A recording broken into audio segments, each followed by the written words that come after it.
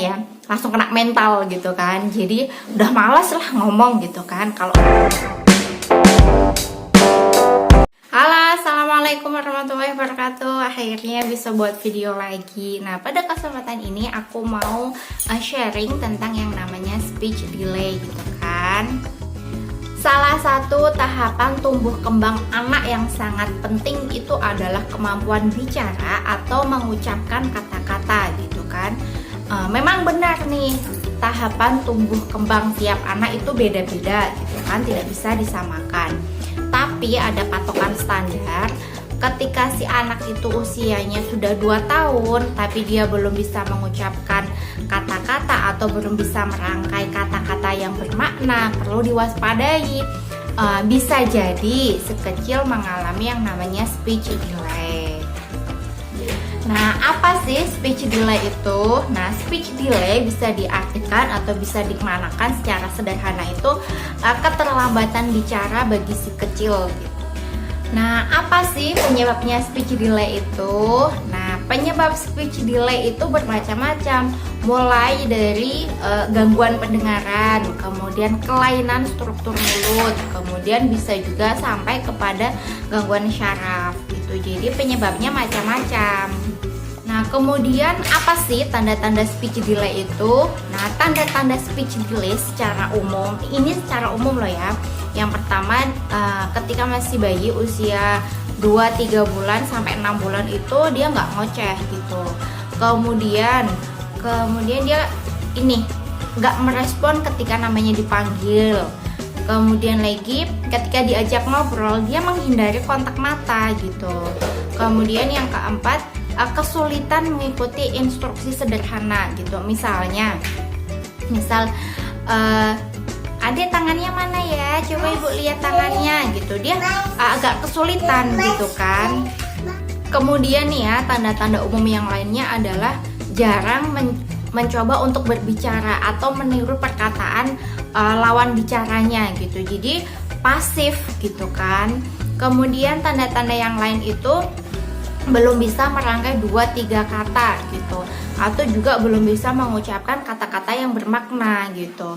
Jadi tanda-tanda umum tadi kalau misalnya terjadi nih ya, semoga enggak, misal terjadi di si kecil, perlu diwaspadai yang namanya speech delay gitu. Nah, kalau misalnya si kecil itu sudah ada indikasi atau ada tanda-tanda mengalami yang namanya speech delay, bagaimana cara mengatasinya gitu.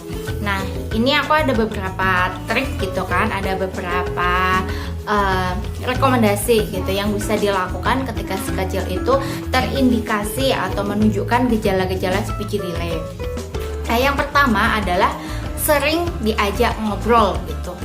Jadi mengobrol dengan si kecil itu adalah salah satu treatment yang sangat efektif supaya untuk mengatasi yang namanya speech delay gitu.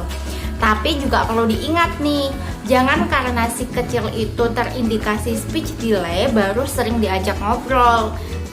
Kalau bisa sedini mungkin si kecil itu sering diajak ngobrol gitu. Ketika si kecil udah lahir nih ya, bahkan lebih dini tuh lebih baik gitu.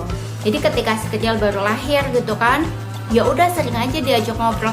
Ngobrolnya pun yang simple aja gitu kan. Misal ketika lagi nangis gitu kan, aduh anak pintar, anak soleha, anak soleh gitu lagi nangis, lapar ya, yuk nenen dulu yuk gitu.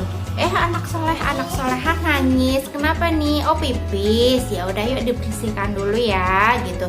Jadi diajak ngobrol aja dengan kegiatan sehari-hari atau kegiatan yang sedang dilakukan gitu. Sering-seringlah diajak ngobrol.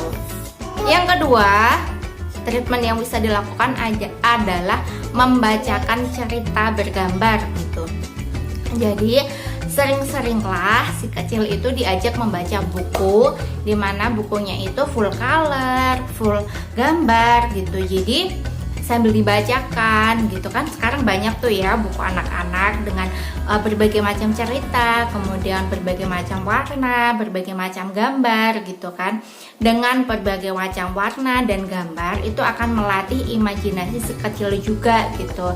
Selain untuk menghindari atau mengobati atau mentreatment gitu kan gejala speech delay gitu. Jadi bacakan cerita, diajak membaca buku gitu. Jadi sejak dini kan udah ada tuh ya buku-buku yang kayak dari kain gitu kan, itu juga bisa loh. Jadi diajak baca cerita. Yang ketiga, diajak menyanyi bersama gitu. Nah, ini lagu yang aku rekomendasikan ya ke anakku juga, soalnya ini aku aplikasikan ke anakku, adalah menyanyi lagu anak-anak gitu kan, lagu anak-anak yang ceria gitu kan. Kita nanti bisa diiringi sambil gerakan menari gitu kan. Jadi proses menyanyi bersama itu lebih menarik, lebih atraktif, lebih menyenangkan gitu.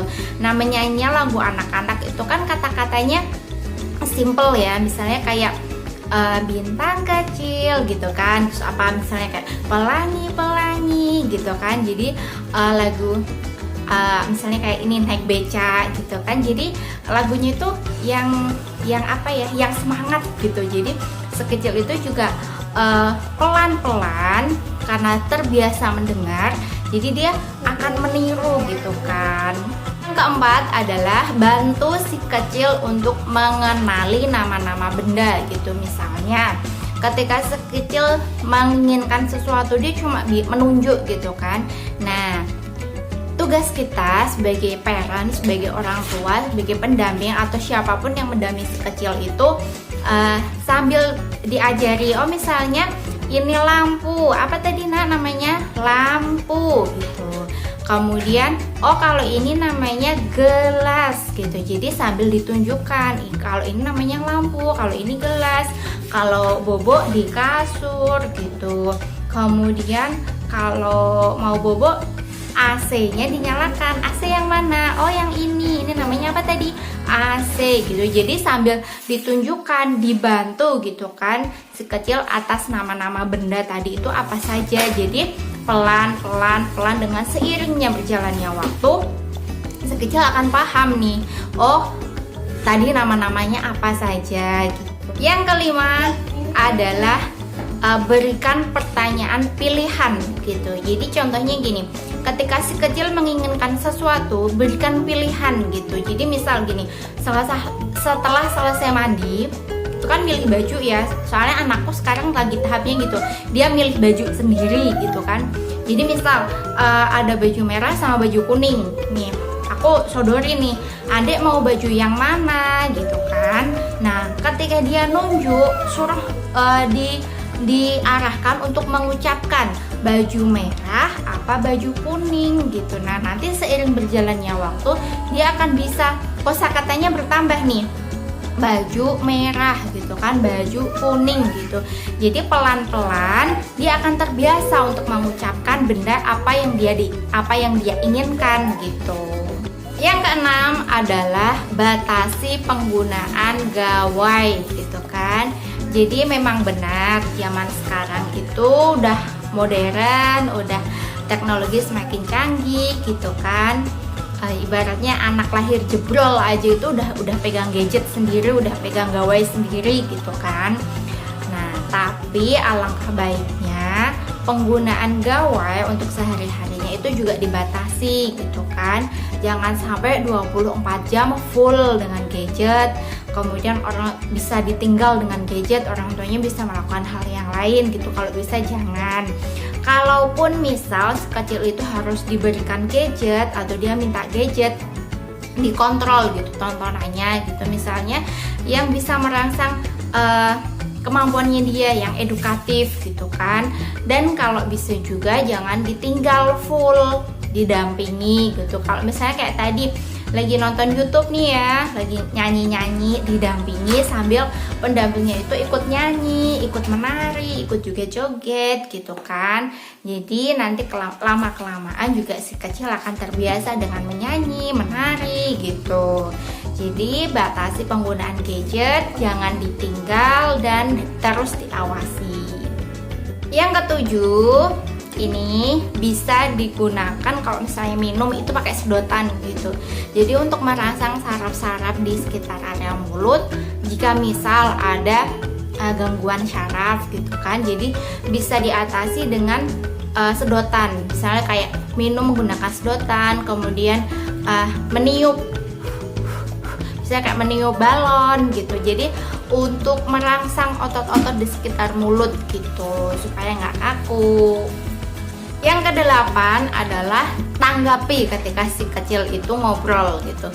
Jadi ketika si kecil itu ngobrol, tanggapi aja gitu. Misal dia lagi ngobrol apa, kita menanggapi gitu kan. Ibaratnya gini, ketika orang dewasa itu dia ngomong, dia ngobrol, dia ditanggapi, dia juga seneng kan, apalagi anak kecil gitu. Jadi dia merasa dihargai gitu kan.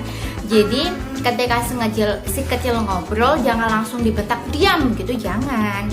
Tapi cobalah ditanggapi si kecil itu ngobrol apa. Kalau misalnya dia lagi nyanyi, kita ikutan nyanyi aja. Kalau dia sedang ngobrol apa, goyang-goyang, kita ikutan aja gitu. Jadi menanggapi apa yang diucapkan si kecil gitu, supaya dia merasa dihargai, merasa diapresiasi. Jadi kan seneng ya. Kalau senang, dia kan juga akan senang, happy, juga tahap perkembangannya itu juga lebih baik gitu kan. Yang kesembilan adalah ketika si kecil salah atau keliru, jangan langsung diskakmat gitu ibaratnya. Jadi ketika si kecil dia ngobrol, dia ngomong, dia salah, jangan langsung kamu salah nak gitu, jangan langsung dibentak, jangan langsung disalahkan gitu. Kita tanggapi dulu aja seperti sebelumnya, kita tanggapi aja gitu. Oh iya nak, gimana ya? Oh gitu, iya benar, bagus gitu. Tapi kalau kayak gitu belum betul, jadi kayak gini ya gitu. Jadi pelan-pelan kita arahkan. Misalnya dia bilang menunjuk gambar gitu kan, ini gambar apel gitu misal, ternyata itu adalah belimbing gitu. Kita terangkan pelan-pelan gitu. Jadi jangan langsung diskakmat, langsung dipotong di tengah-tengah dia ngomong. Itu secara tidak langsung kalau bahasa sekarangnya ya, langsung kena mental gitu kan. Jadi udah malas lah ngomong gitu kan. Kalau orang dewasa pun kayak gitu kan, kalau lagi ngobrol diskakmat juga langsung malas kan buat ngobrol. Sama anak kecil juga gitu. Jadi kalau dia salah atau dia keliru, biarin dulu aja, kita tanggapi dulu yang benar, yang bagus gitu kan. Setelah itu baru kita terangkan pelan-pelan, kayak gini loh yang benar, kayak gini loh yang betul gitu. Tapi caranya harus halus, pelan-pelan dan sabar gitu ya.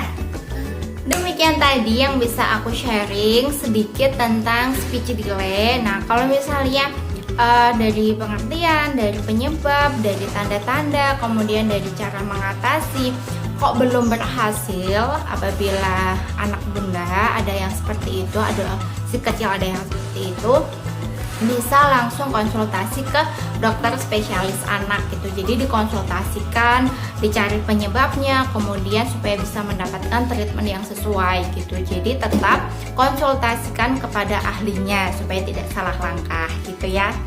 Terima kasih sudah menonton video ini sampai selesai. Semoga bermanfaat. Sampai jumpa di video selanjutnya.